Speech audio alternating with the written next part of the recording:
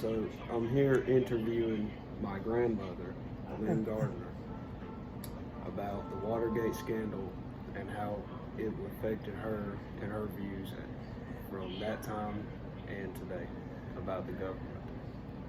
So, how old were you at the time, and what were you doing? I was just a small girl when the Watergate scandal happened, but I clearly remember it happening. I had just had dinner with my family, and back in that time, once you had dinner together, everybody went to the living room and watched TV. It's not like it is today where you have 100 channels in every room. We had 3 channels, and we all went into the living room to sit down and watch the nightly news. And I remember sitting on the floor playing with my toys, and I believe it was Tom Brokaw on NBC started talking about the Watergate scandal. And I remember at the time that my family, we were diehard Republicans, and it was almost like somebody died. It was, the whole room went quiet. You could have heard a pin drop. Well, have your family voted for Nixon? Why or why not? Of course, I wasn't old enough to vote at the time, but my parents and grandparents had voted for Nixon, and they were. The Watergate scandal was a real topic at our house for a long time to come.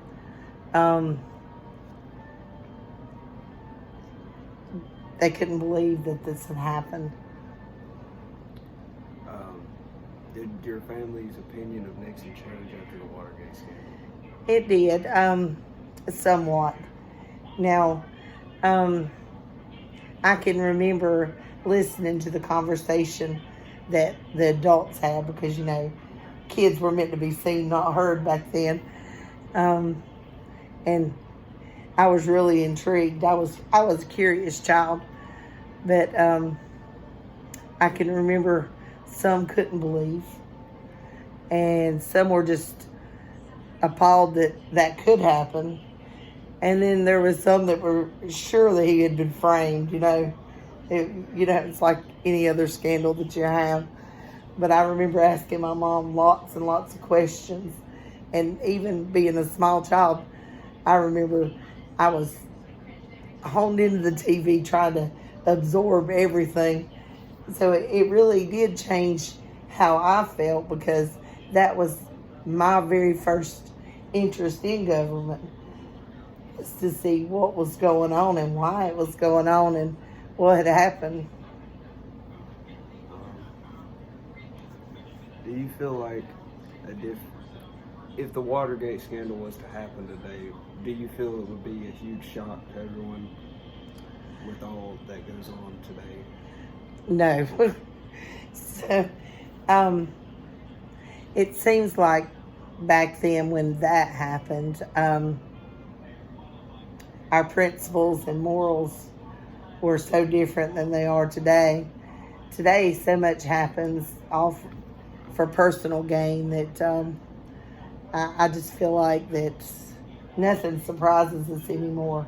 We have so much that goes on.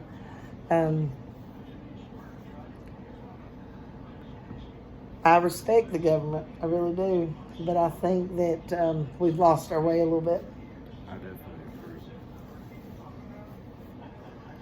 If you had to describe your feelings towards the government after the Watergate scandal and different, I wouldn't say scandals, just all that happens that is shady in the government, do you feel like it changed after the Watergate scandal? I think people were more aware it happened. I think people were more, they weren't willing just to let government happen. They turned their eyes more to it, and they were more watchful and less trusting than they are today. So people started asking a lot more questions. Absolutely.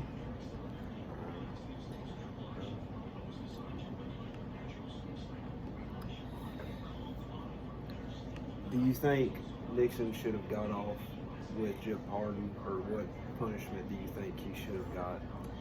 Well, I feel like the impeachment was fair. I think that it followed the law of the land and the principles of our country. And he did resign, but I felt like he did break the law. And if it had been any other average Joe out here that broke the law, he would have been convicted to the fullest extent. And I think because he was president and a political figure, that some were quick to turn a blind eye. Definitely.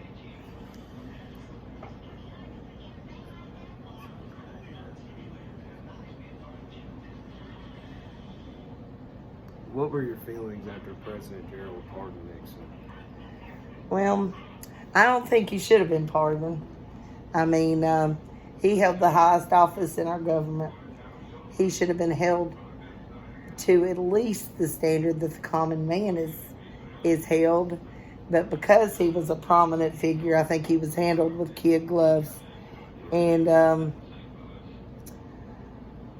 I think that he should have burdened the brunt of his punishment just like anyone else would have had to. Yeah, no one's free from the law, not even the president, especially the president. I agree.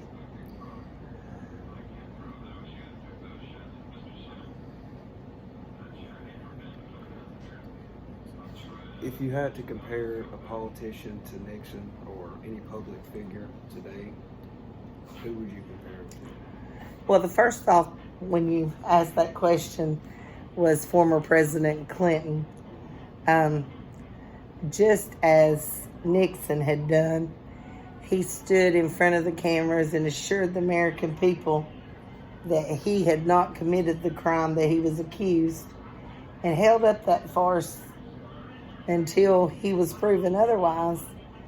And he took advantage of a young, innocent girl whose life would never be the same again. And President Nixon took the advantage of our whole country. I agree.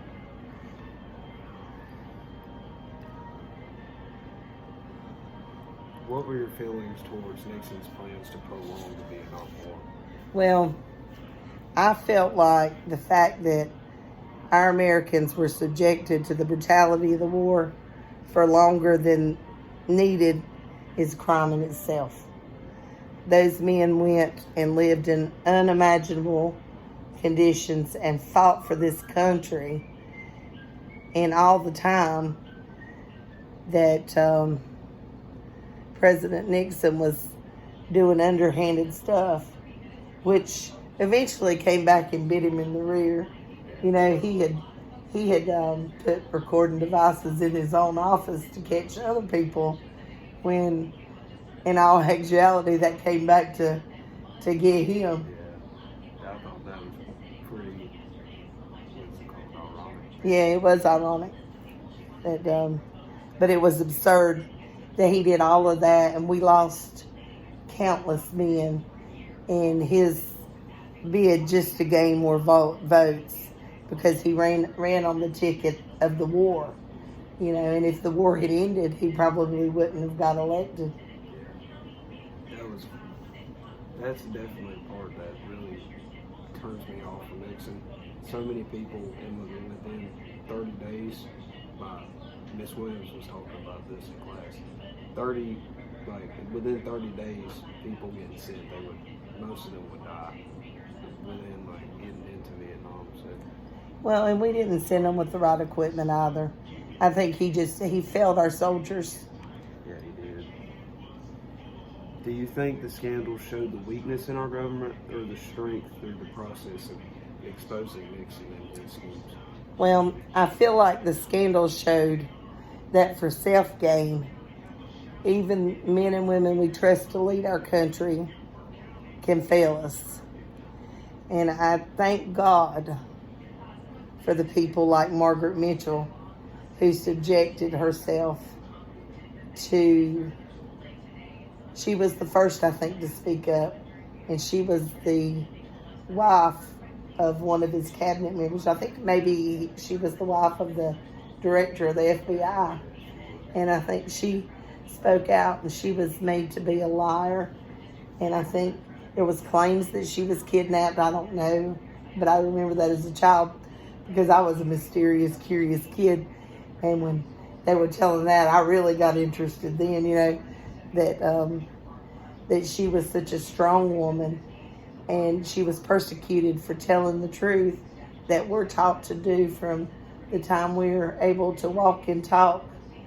But then our elected officials stoop to levels less than the truth. And then you have to look and thank the reporters at the Washington Post and even the informant Deep Throat, who turned out to be later in 2005 a member of the FBI who had He was the second of the FBI. right, that decided that it was his moral duty to tell the truth, even if he wanted to hide behind a fake name. Although he never called himself that. That was the name that was given to him. So luckily in our government, in our country, we do have people that still have morals today and are willing to speak up for the truth. It gives you a little hope. If it wasn't for them people to stand up after the threats of being fired and just after all the high public officials come and tell you to lie and they still told the truth anyway. If it wasn't for them, Nixon, We would have never known. Yeah. So it's a good thing they stepped forward. I agree. Well, thank you for doing this interview, and I think that's it. All right.